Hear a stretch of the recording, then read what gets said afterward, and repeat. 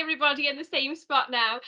So the session that Joe and I are going to run then this afternoon is a look at digital pedagogies, an opportunity to get quite interactive. So we're thinking about what your experience has potentially been whilst you have been enhancing learning with digital things. So it could have been that you were already really tech savvy and you were using it in your learning prior to the pandemic. It may have been that you were thrown in at the deep end because of the pandemic, and it may be that you've got some COVID keeps, or you've just come on leaps and bounds of digital literacy. All the good, all the bad, all the ugly. So we're really interested in finding out what your experiences have been enhancing learning with digital techniques.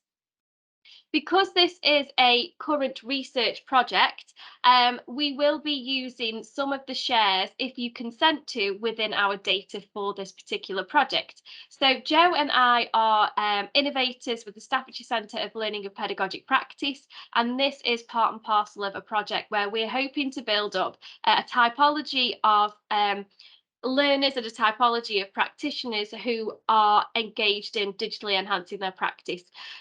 So if you scan the QR code on the screen just there, that takes you directly to the consent form. However, you have got access to that in an embedded resource, which we'll be sharing with you shortly as well. But we just wanted to be absolutely clear that the interactivity can, if you consent, as part of this session, form part of our data collection. So is that okay, Joe? Yeah, that's fine. Yeah. Perfect. So that's the caveat of the brief introduction. So we like to get knee deep into then digital pedagogies and what your experience actually is. Okay, Joe, would you like to jump in the study aid? So if we give you a bit of background to the study, sorry, Fran, this started off during lockdowns, no surprise here. And in our old academic department, we were investigated what we were terming blended learning then, and how folks were understanding blended learning and how they were utilising it, and what the benefits were and challenges for their students as well as for themselves. So on the back of that, Fran and I put in for a Sculp Innovators Award. And as Fran's outlined, we're looking at ultimately 3 key aims to the study. And part of what we're going to do today is really addresses the first aim. So, and then in addition to that, we want some sense about the issues and barriers that we faced when we're trying, and particularly in relation to, we're thinking about future development. So we're working with Angela and his team, and we're looking at using this ultimately as the data to capture people's experiences, so we can get a sense of what you need in the future to help you continue to develop your digitally enabled learning experiences. So we're looking at ultimately using this information and the data we collect through the 3 different elements of the study to create a pedagogical toolbox, which will be link alongside a self-evaluation, an opportunity for colleagues to self-evaluate where they're at along a continuum, and then working with Angela and his team, we'll be able to use that for you to be able to determine what your developmental needs would be. So there are, as I say, there's three aims there. And then if we go on to the next slide, in terms of our data collection, we've got 3 elements to that. The first task is a photo elicitation task, which is to capture your experiences really and your feelings about digitally enabled learning. Do you want to talk about the other 2? Yeah, and you'll have the opportunity to actually engage in a little bit of photo elicitation as part and parcel of this webinar in just a moment. So this is where we wanted to be really clear that if you do consent, we would really love to include it in the data set. The next step to that is, again, if you would consent, you would be more than welcome to join us in a focus group where we can unpack some of those experiences in a little bit more depth, and we can explore some of the successes of using digital technology in your practice, some of the limitations, some of the barriers potentially, and anything that you wanted to share further. Which leads me on to the third and final method of data collection. We have created a flip group, previously known as Flipgrid. For anybody unfamiliar with that, it is a little online repository of short 90-second videos where people can respond to topics and share whatever they like. It's really quite playful, lots of filters, lots of things to play with, but a lovely sort of bit of software for you to just share in a quick 90-second vox pop an element of your practice. This doesn't have to be something absolutely tech savvy and, oh, great, Joe, Fran, I want to tell you about this amazing thing that I did. It might even be, do you know what? I was really, really rumbled by the move to technology throughout the pandemic. But I started to embed links into my PDFs that could then take students to external resources, because that may have been a real groundbreaking change for you and your learning experience. For the student that absolutely hates articulating a professional email, suddenly having to do that a little bit more, maybe that was a real profound experience as well. So actually engaging in this interactivity in this session, and of course if you do wish to join us for a focus group or submit a quick 90-second video, it needn't be anything where you're engaged in digital practice in terms of the stuff like Jim's doing with VR and etc. It can be something that has just been particularly profound for you and your situation and your context. And it's quite it's quite important as well in terms of us as researchers, because Fran is at the one end of the continuum, that she is our digital guru in the Institute of Education, and we turn to Fran for all the really fab creative stuff. I put myself at the other end, that I'll dip into and have a go at stuff, but I am nowhere near as confident or experienced really.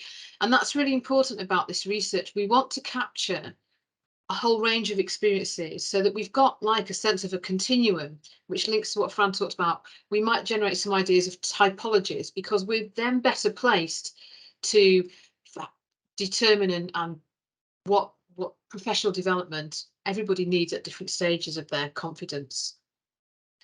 So we're really grateful that everybody's here, because this is a fabulous opportunity for us, and we're dead excited. There's quite a few of you here as well, because we weren't expecting that many, were we? As a way of capturing some of your experiences, about your feelings about technology enhanced learning. So we're assuming that if you engage with this next activity, that you have consented, that you have signed the consent form or used the QR code. So probably better that if you don't wish your views to be shared, that you perhaps don't write anything down in the chat box or at all. Yeah, because this is recorded, and the recording will be very helpful for us, for our data analysis afterwards. So what we've got is a range of very random images. We've got 15 images which don't relate to technology at all, and that's deliberate. And we hope that one or two or some of these images will in some way or another resonate with you about your experiences of technology enhanced learning. Some of you may link that back to the COVID in, but we'd also like you to think about where you're going to now in terms of what we've learned, how we feel now about digitally enhanced learning now and in the future. perfect. So I have shared another presentation, and if I just click through, are you seeing it, some images there? Yes, Super, it can be seen. lovely. Absolutely, that's great. Thanks so much. Now, in terms of the images that we wanted to share and give you the opportunity to engage with this beyond this webinar, I'll be able to share with you a link to a sway as well. So that'll be lovely. But in terms of just having a little look through these images now, you can continue to be synced with us as presenters, but you should be able to see some little arrows that allow you to move through the PowerPoint presentation slides on your own. And there may indeed be some pictures that, as you look through those slides, that resonate for you and your experience of digitally enhancing your teaching and your practice with your learners.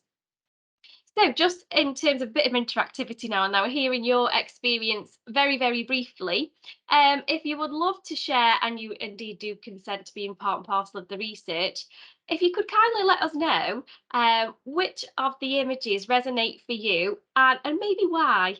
You're very welcome to jump in the chat box, or you're also welcome to pop your hand up, turn on the mic, whichever you're most comfortable sharing via. So there's 15 images, 3 on each one, just so that to help you orientate through there. So we're happy to have a bit of silence while folks have a look through them. Yeah. And if anybody is synced still with me, I'll just progress momentarily through each of the slides.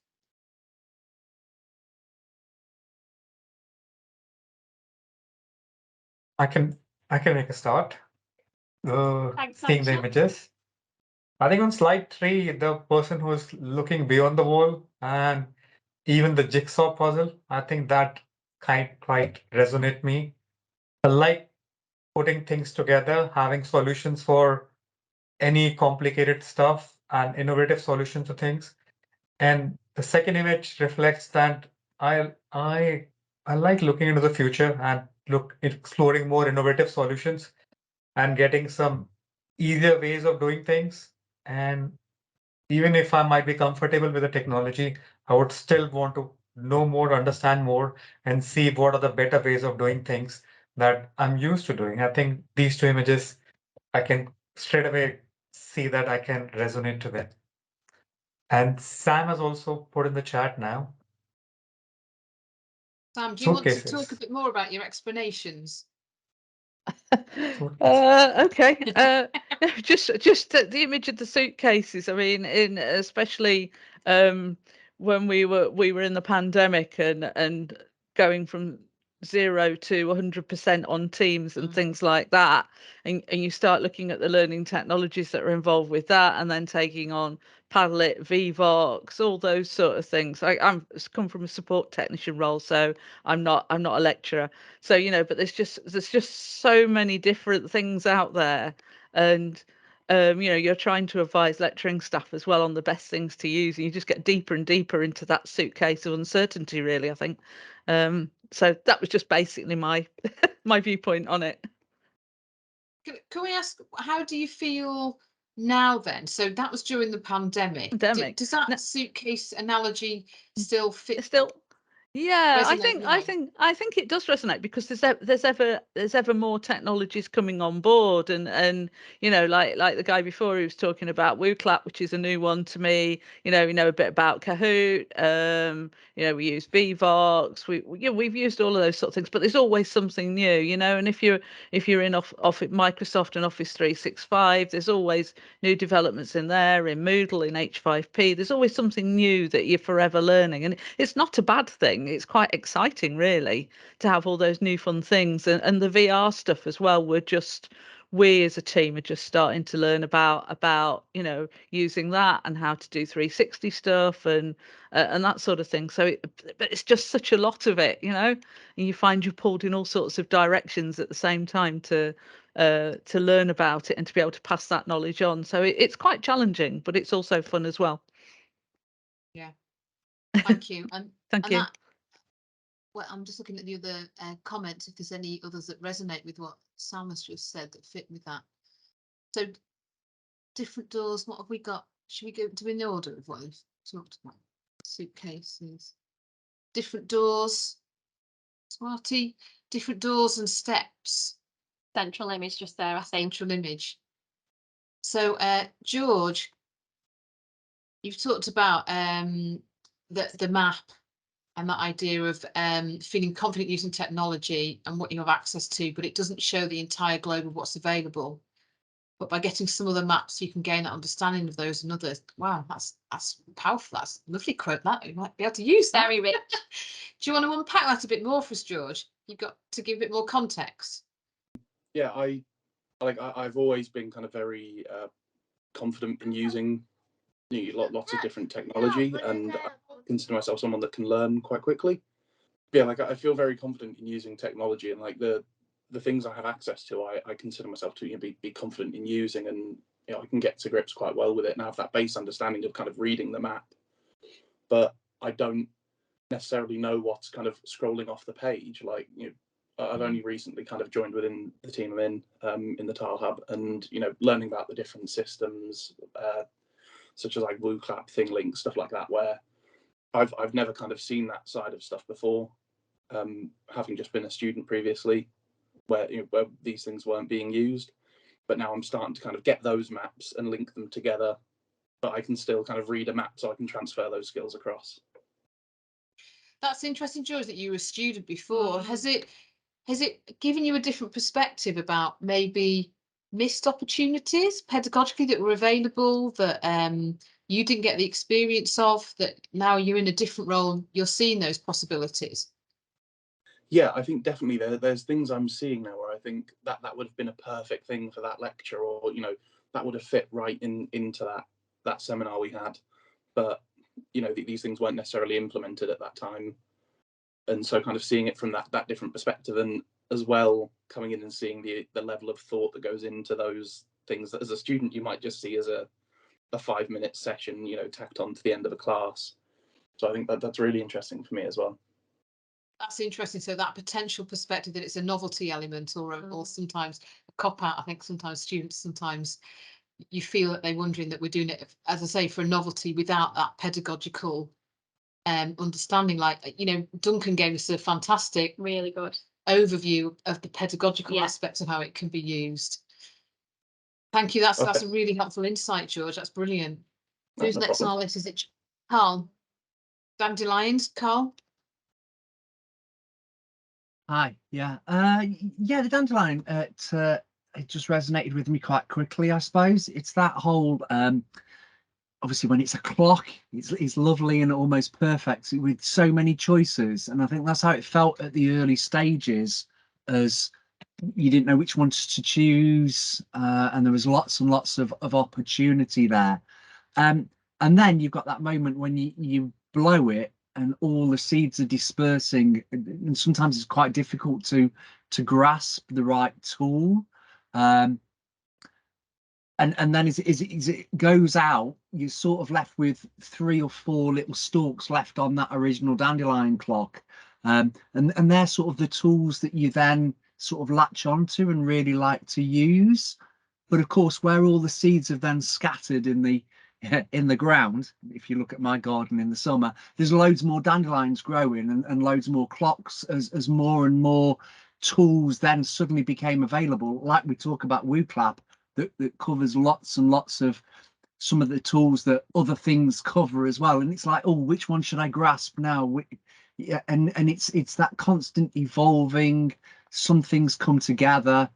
Some things we don't get a license for that we used to use, and you've then got to change and adapt. And every clock looks the same until you start to blow it and use it and look at it in a different way. So for me, it was the dandelion and lots of images that then supported the way that I was feeling and how mixed up I am with it all. That's fabulous. This is great. Love it. Thank you so much, Carl. No, I think we're all good in there. Thank you so much, everybody. I'm just going to go back to my original PowerPoint just to share with you then, just for the little bit of longevity, because that was almost something to whet the appetite, and there certainly was an appetite. So thank you so much for those rich interactions. It was really impressive to hear how much actually is elicited. So you can imagine actually for us as a data collection tool, this has been really, really powerful, and we're building up some amazing narratives and stories. And like types of learners, types of experiences. So if it is that you would like to have a little bit more longevity or a more opportunity to share in depth and engage in this project even more so, you can scan the QR code just there. It takes you to the sway where you've got the opportunity to really think in a little bit more depth of the photo elicitation tasks, and of course join a focus group should you so wish, and join the flip and send us a video if you wanted to as well. If it is that the QR code isn't handy for you just now, I'm going to drop a link into the chat as well, which may just help you out. And again, that's another opportunity for you to sort of engage with the research as well. That just leaves us really, I think, bang on time, more or less, leaving time for questions. So thank you all for your participation. It really has been rich and thought-provoking for us, and I hope you've found just hearing a little bit about this research project of interest to you. Thank you so much.